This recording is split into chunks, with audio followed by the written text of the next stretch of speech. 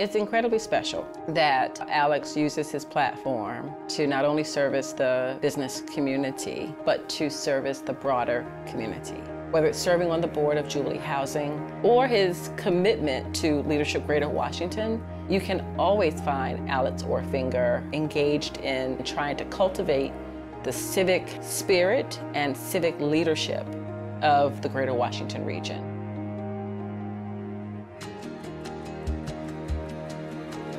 Alex was dynamite when I met him. I still remember him talking about the difference he wanted to make with the new platform he had as the publisher of the Washington Business Journal to this community. And I've seen over the years how he's followed it up with action. So Jubilee Housing turned 50 years old last year. We provide deeply affordable housing to over 1,000 residents.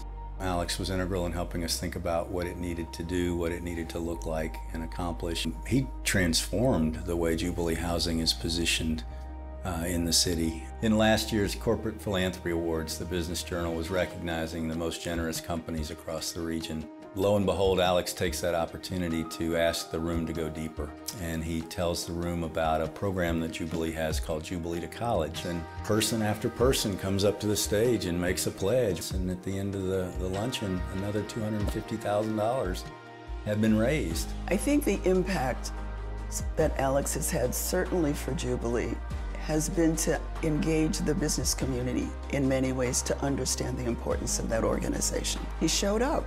Alex showed up, not just to pro forma chairing the meeting, but really being engaged, understanding, meeting with Jim Knight on a regular basis in between board meetings. I mean, he was present and knew details. You can't live in this region and want to be in the know about what's happening in the business community and in philanthropy, quite frankly, without being a subscriber to the Washington Business Journal. They also do an amazing job of developing the lists that everyone wants to be a part of. It's Alex Orfinger and the team at the Washington Business Journal who really have a finger on the pulse for not only the business community, but the civic leadership that this community is really all about. Alex really sees the Business Journal as a way to connect people on how to solve some of the biggest problems of this community, including the gaps that we still see in racial equity. And he brings people together to figure out how to address those gaps and fix them. And I think that's what really sets him apart. It's very, very personal to him. He understands the role of a business journal amazingly well, because we do have a place in the community. He recognized the topic of diversity, equity, and inclusion should not just fall on people of color. He understood white male leaders have to speak out on this issue and understand how important this is for the economy as a whole, and sort of take some of that conversation upon their own shoulders and help carry it forward. By pushing conversations around diversity, equity, and inclusion, by, again, serving in volunteer capacities. These actions are directly in line with the Greater Washington Community Foundation's mission to build a more racially equitable,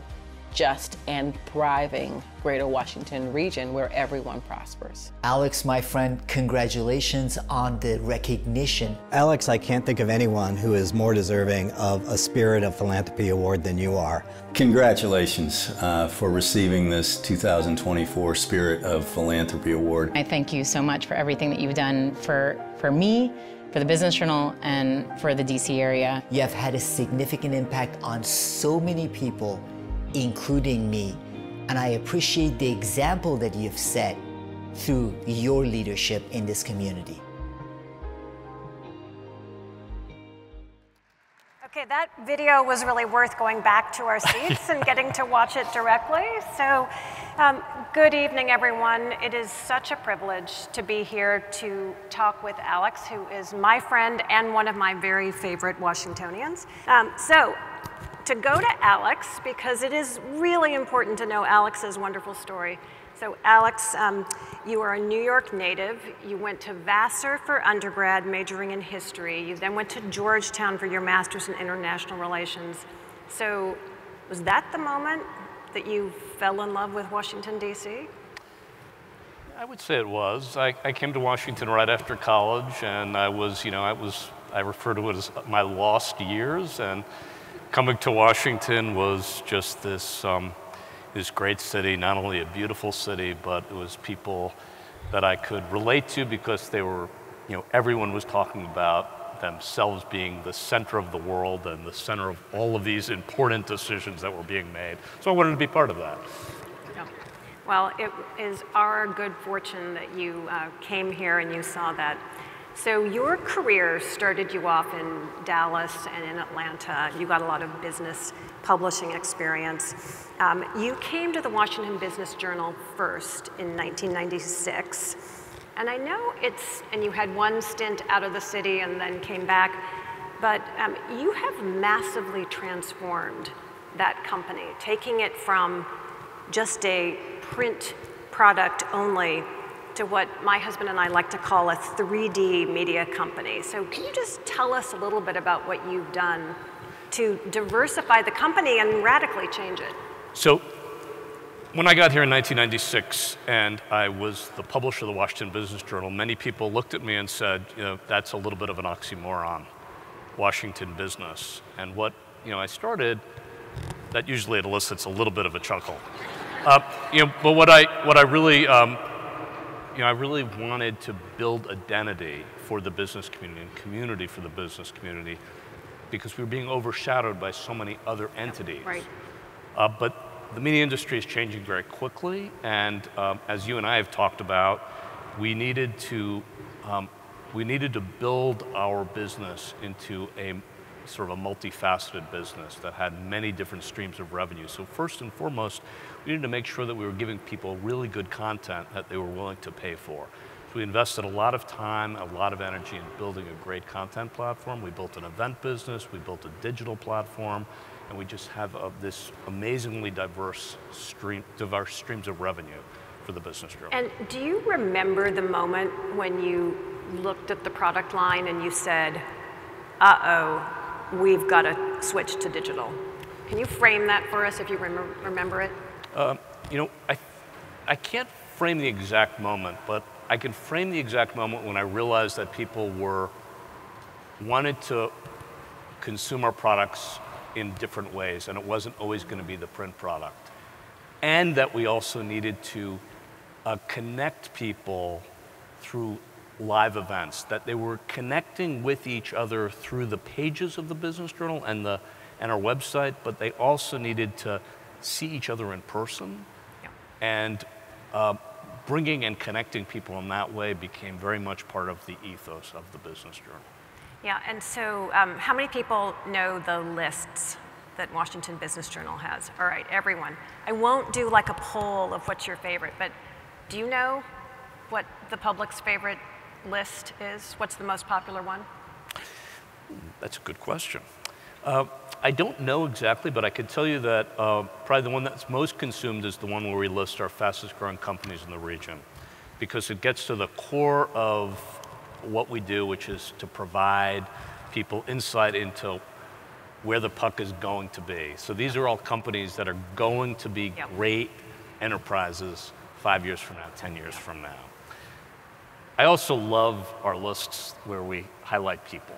Yep. And so many people here tonight have been honored by us in our women's list particularly, and that one I'm particularly proud of. We've built this great community. We started focusing on women 20 years ago, shining a spotlight on women that were never getting the attention in the media. We weren't writing about them, and we were able to shine the spotlight on them, rise them up, sort of put them on their own pedestal, and we built this incredible community of women that are supporting one another, helping one another, doing business with one another, and they have created their own Old Boys network. Yeah, it's been a massive community generator in so many ways. How do you decide on things like the 40 under 40 list? Which I can't qualify for anymore, Alex, so I'm not lobbying you. We get hundreds and hundreds of nominations, and we have a pretty rigorous sort of a very rigorous decision-making process. We do a little bit of research. We make sure that we're not going to be honoring anybody that might have some pending legal issue with them. But we really try, we look at success, we look at diversity of industry, diversity of background, diversity of the region. We don't always get it right, but when you look at any one of our lists, we want to really, our goal is to represent the region as a whole in all of its complexity and all of its diversity. Maybe an interesting future issue would be, how did 10 years ago 40 Under 40 end up doing? So let me transition us to the philanthropic sector here. So when you arrived here from Atlanta, you were actually surprised at how underdeveloped our philanthropic sector was. And I just wonder if you can reflect for us, why do you think that was the case? And why have we so improved since 1996? Yeah. So that's a great question. So, number one, I think the business community has matured and grown, and that there is a growing sense, and it's represented really very much in this room tonight, that a growing sense that in order to have a growing and prosperous community, businesses generally need to commit to investing in this region. And Washington is a very complicated city. It's unlike any other place, and people have a lot of, organizations, businesses have a lot of demand for their resources here that they do not have in an Atlanta or a Dallas. We have all these national institutions, national things that are pulling at their budgets, asking them to invest here and there. So it was very hard to do that. So I do think that the business community has matured to the extent that they see this impact that they can have, this cause and effect. Yeah. I had a little bit of Chicago envy early in my career, because I would go to meetings there and the CEOs of some of the biggest corporations in the country would be at the education roundtable meeting. That's right. And I would say, if we only had that here. So one of the reasons we're doing so much better now is that we've had a strong community foundation here, and we have Terry Freeman here, and of course, Tonya Wellens, our current CEO. You have done such a beautiful job of building it. So just reflect for us a moment, because that's why we're here tonight, about the Community Foundation's role in building this great sector that we have. So I was one of those people that a year ago when you announced this $50 million campaign, I sort of said, that's a very ambitious goal. And, however, at the same time, when I heard what we're trying to do is, close the racial wealth gap in the region, it was the right message, but where were you going to find $50 million in this community? And my hat's off, really. I think it's a remarkable accomplishment to all of you at the Community Foundation, really everybody here tonight, that we've come together to raise that amount of money. So. Yeah.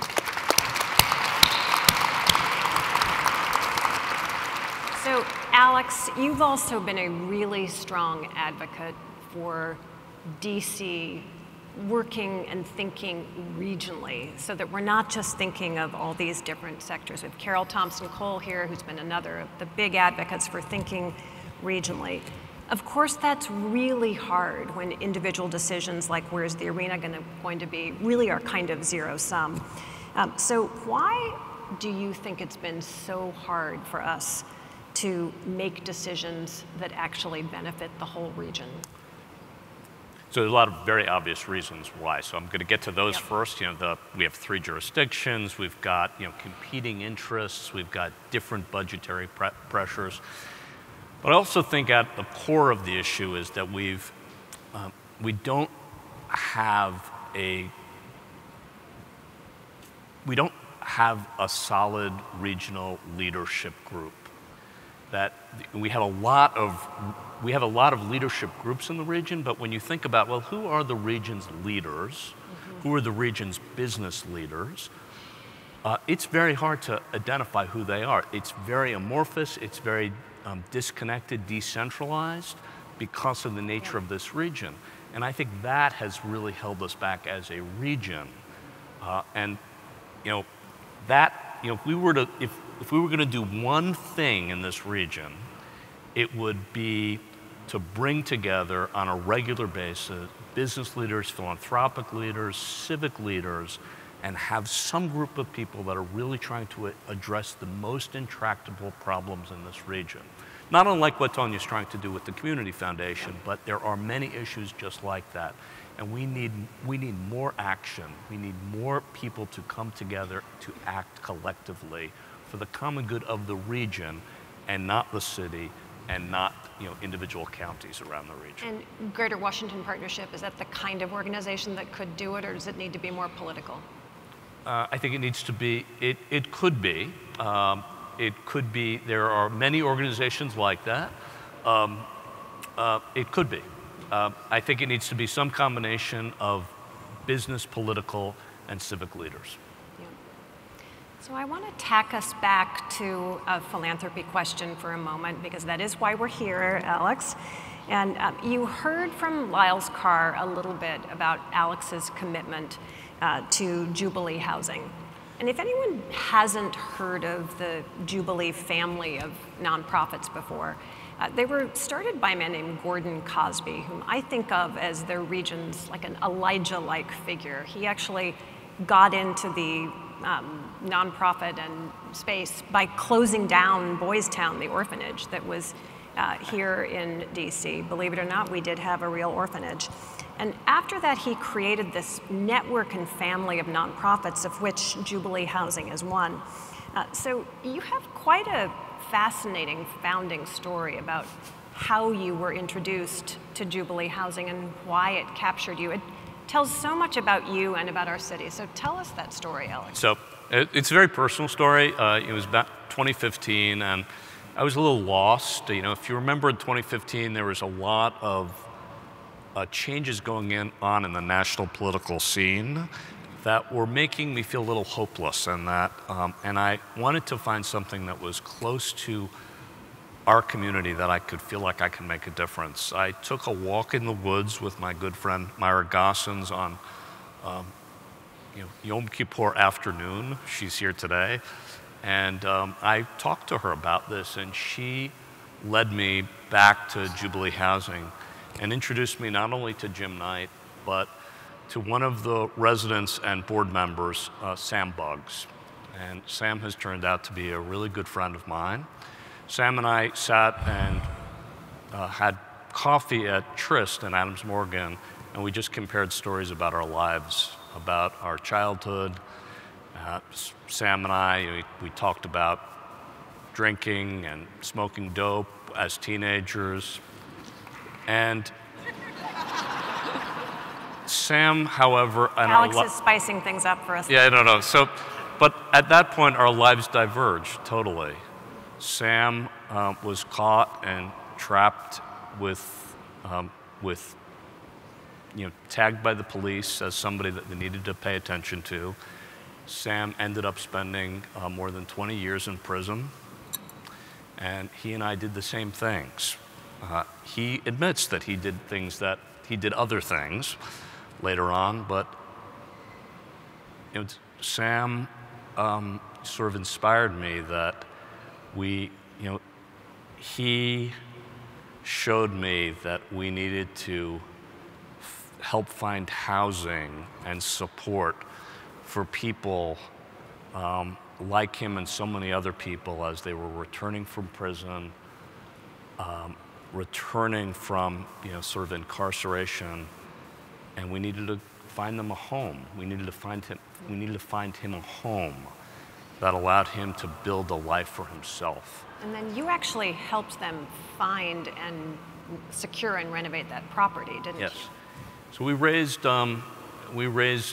two funds of over $5 million, and these funds were all about buying additional properties in the heart of Adams Morgan and in Mount Pleasant and Columbia Heights. And then most recently, we were able to secure a donation. Many of you will know this, at the corner of Columbia Road and 18th Street. They were donated a $9 million building. It's a landmark building in the middle of Adams Morgan to be converted into housing deeply affordable housing. Again, the point of Jubilee Housing is deeply affordable housing close to that people like Sam deserve to be close to good services, good supermarkets, transportation, jobs, good educational, good schools. They should not be just sent out. They should, as these communities are rising, they should not be sent someplace else. They deserve to have a home right in the heart of our city. It's a fantastic story.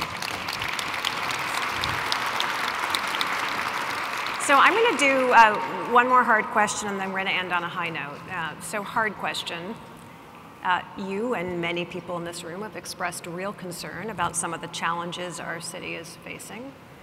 Alex is also one of the most wonderful natural optimists I've ever met. So if you had to say, what are the couple places you would focus to make sure that our city gets quickly back to a place of thriving and safety and positive energy, what would they be? 4 things. So, okay. Number one, and I do believe the city council and the mayor are completely focused on this. We will not have a thriving city, we will not have a thriving region without a focus on public safety. If we don't have that, we're done. Number two and number 3 is we need to solve this housing issue. And not just about deeply affordable housing. Housing and jobs come together. Working housing class, for working people. We need to, this city and this region was always a magnet for people in their 20s and 30s who wanted to build a career and a life close to the center of power, in the heart of Washington, D.C. We've sort of lost that. We've lost that because it's hard. It's hard to have a family. It's hard to build a career here without moving, an hour and a half out of town. It's too long of a commute. We have to solve the housing problem, and we also have to solve the jobs problem, because we also, again, raising this alarm bell, the jobs that are being created are retail hospitality jobs. They're not high-value jobs. We as a community have to figure out how we're going to become this machine once again to create high-paying, high-quality jobs in the region. And then the fourth thing is we've got to tell everybody about it. And we've got to market this region to be the great region that it is. I'm going to count on you to do that, Alex. All right, last question, and I promised you I'd end on an upbeat note. So no matter how bad things are, there's always a new crop of young people who want to be here, bringing fresh energy and fresh ideas. And you are the current chair of Leadership Greater Washington, so you have this brilliant viewpoint straight into the best of the talent funnel coming in. So what do you know about the new group of talented young people who are coming into leadership roles in the city?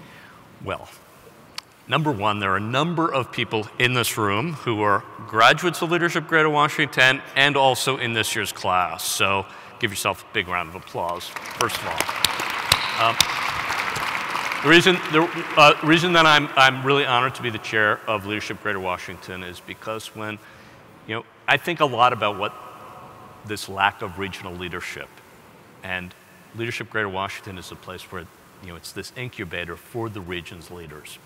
And it's cross-sector, it's across the region, it's like nothing else. And if we can just harness the power of the leaders in that community, which are thousands of people who are spread out throughout this region, making a difference every day, every week, we will be a better region for it.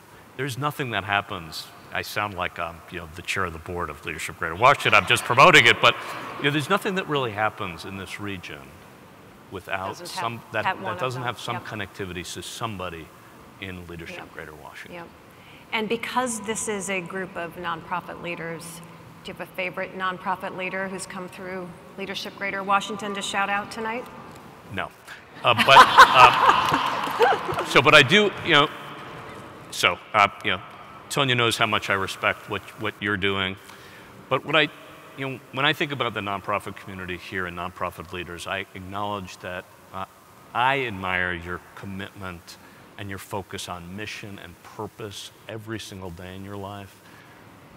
I recognize how challenging it is to be a nonprofit leader right now, the challenges of just running the organization. We have many issues that you have to address as leaders now. It's hard to raise money, all of those things.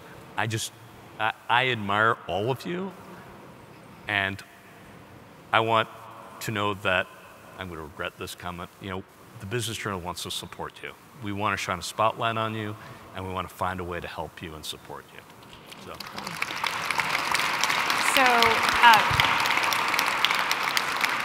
I want to close by just thanking you, Alex, for all the ways you have helped us build a healthy, thriving city. And in a room filled with people in the nonprofit sector, really collectively, all of us want to say thank you. Thank you for this tonight, too. So, this officially concludes our program, but it's the beginning of the celebration. There are lots of food, plenty of drinks, and performances to come. And we are so excited to continue celebrating until the folk at the Building Museum ask us to leave. I would be remiss if I did not acknowledge the staff of the Greater Washington Community Foundation. They are absolutely amazing. Please wave your hands. Thank you, thank you, thank you for all that you do. A big, big shout out to Danielle Yates and to Kate Daniels. None of this would happen this evening without the two of them working hand in hand.